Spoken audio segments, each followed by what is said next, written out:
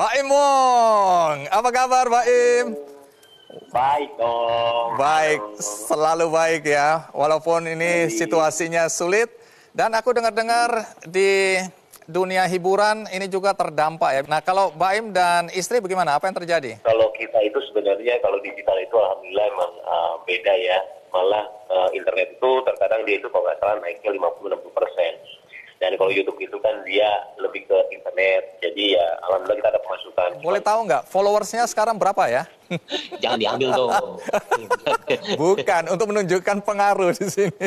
YouTube-mu itu apakah memang dari awal sudah ada kesadaran untuk memanfaatkan YouTube ini untuk berbagi cerita-cerita kebaikan? Nggak ada sebenarnya. Malah saya awalan itu sebenarnya jahilin orang ya. Saya jadi kakek-kakek, tapi waktu itu nggak banyak viewernya. Cuman saya seneng iseng ya, dan akhirnya nggak tahu kenapa saya itu yang orang gila itu banyak banget yang nonton. Jadi di situ saya dan pesannya itu dapat banget. Saya juga nggak tahu itu adalah prank atau nggak sosial eksperimen. Saya cuma ngelakuin apa yang saya suka aja, yaitu jahilin orang. Tapi di situ malah jadi core saya yang orang-orang menunggu. Apalagi nih berubahnya abis ini. Terus habis itu senangnya mereka ketika kalau saya tuh berbagi itu memang tidak direncanain ya. Memang saya itu memang suka kalau orang itu senang aja. Bukannya istilahnya saya menjadikan itu adalah core saya. Cuma kesininya nggak tahu kenapa saya senang ketika dampaknya positif banget buat orang. Dan saya juga nyadari ketika saya di Bogor ya waktu itu.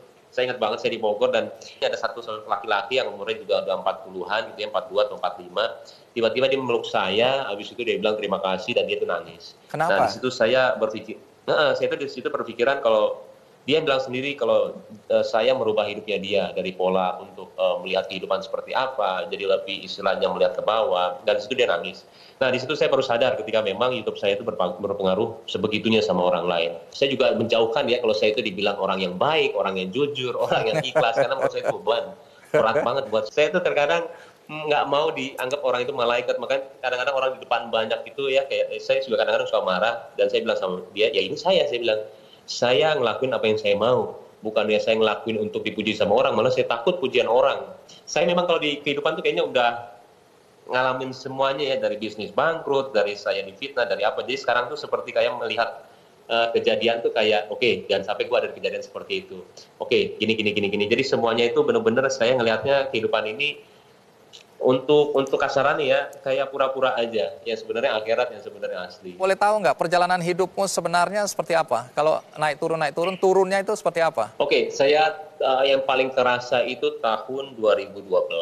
Saya punya restoran dan itu bangkrut. Tiba-tiba juga ya teman-teman saya, karena saya pencetusnya ya, ada yang benci saya juga, ada yang bilang saya nipu, ada yang ini banyak lah. Terus tiba-tiba juga uang saya semuanya istilahnya habis. Tiba-tiba ada supplier yang nagih saya tuh 1,5 M ya, yang sebenarnya saya nggak punya uang lagi. Saya nggak bisa ngadu ke siapa-siapa, teman nggak ada juga, udah mikir yang aneh-aneh, tapi saya nggak bisa nyalain semuanya. Akhirnya saya cuma ngejalanin hidup dan cuma ngadu aja waktu itu ya, benar-benar saya nggak tahu saya harus ngapain, kayak cuma nunggu sholat aja ngadu, kenapa ya saya di posisi seperti ini ya, kenapa salah saya itu apa ya, saya bilang. Tapi selama itu saya 2 tahun ya, 2 tahun 3 tahun seperti itu, tiba-tiba nggak tahu gimana semuanya itu, saya kan nggak pernah kemana-mana, tiba-tiba teman-teman saya satu-satu datang ke rumah saya dan akhirnya minta maaf karena dia tahu kejadian yang sebenarnya seperti apa. Dan setelah itu rezeki saya nggak tahu kenapa berkali-kali lipat, dan di situ saya benar-benar percaya apa yang namanya maha adil. Tapi kita nggak tahu ya, kita benar-benar kayak gini loh, kita harus di bottomnya kita dulu kalau mau kita menjadi kesuksesan yang istilahnya tinggi ya. Saya nggak tahu ya, ternyata Allah melihatnya itu adalah dari hasil kerja kerasnya kita selama ini, bukan dari istilahnya apa yang kita gelutin. Tapi saya ada nih target nih, sebulan saya mau segini aja dari ini. Tiba-tiba ya cuma digituin doang sama Allah, yang istilahnya YouTube saya nggak tahu dari mana. Tiba-tiba dalam 3 bulan, 6 bulan sebanyak itu, tiba-tiba setahun sekarang saya sebanyak ini, dan penghasilannya itu menjauh dari ekspektasi saya. Jadi kalau saya bilang tuh memang kita kalau misalkan melakukan sesuatu kerja keras aja gitu loh, tergantung Allah ngasihnya dari mana. Saya juga nggak tahu, tiba-tiba dapetnya dari situ. Cuma terkadang orang-orang kesalahannya sekarang itu dia selalu mendikta Allah itu adalah salah dulu, apalagi misalkan dia kena musibah ya, kayak sekarang lah kita pandemi ini ya, orang selalu berpikiran kok kenapa gini, tapi nggak tahu sebenarnya ada rencana Allah yang paling indah tuh di paling sana tuh, mungkin setahun lagi, 2 tahun lagi, atau 5 bulan, 6 bulan. Tapi jangan sampai mengeluh apa yang dikasih sama Allah walaupun itu adalah musibah. Itu yang saya belajar. Nah, dari pengalamanmu nih ya, kamu udah pernah jadi apa aja selama ini? Nyamar jadi apa?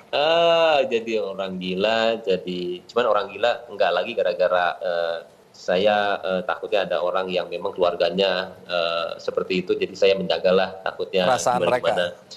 perasaan mereka, ya. Paling saya itu jadi satpam, jadi Pemulung, pemulung petugas banyak sih ya, cuman kebersihan. iya, sebenarnya saya ngelakuin itu kan sebenarnya menutupi jati diri ya, dalam arti saya mau ngisengin orang ini dulu gitu loh. Sebenarnya itu sih dari nyamar, supaya nggak Baik. kenal saya dulu, Nah, tiba-tiba. dari pengalaman ya nyamar, karena di ujung penyamaran kan pasti ada sesuatu yang baik yang Baim berikan kepada orang-orang.